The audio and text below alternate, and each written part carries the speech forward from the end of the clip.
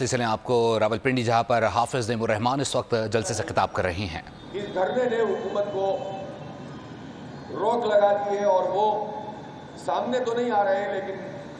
ये तासुर दे रहे हैं कि जैसे हम खुद ही हुकूमत की सतह पर रिलीफ देना चाहते हैं। हम ये समझते हैं कि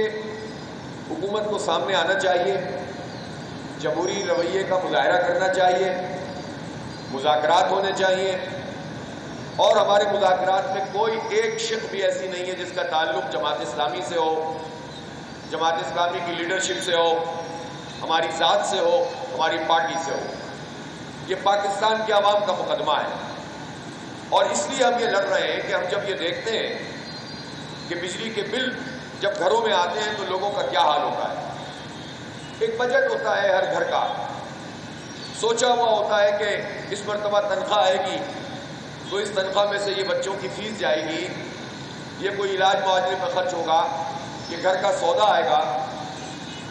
ये फला काम हमने पेंडिंग किया हुआ है, कोई कपड़े खरीदने हैं, कोई शादी में शिरकत करनी है, उसका एक खाका बना हुआ होता है। महंगाई इतनी बढ़ गई है कि वही पूरी करना मुश्किल हो जाता है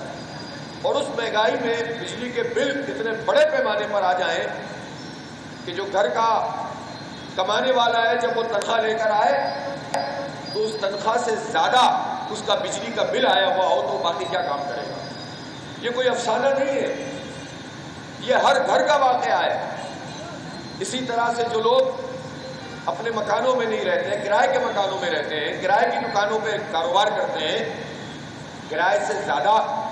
उनका बिजली का बिल आ जाए, फिर गैस का बिल अलग हो, फिर खाने पीने की चीज़ों पे अलग टैक्स लगा हुआ हो,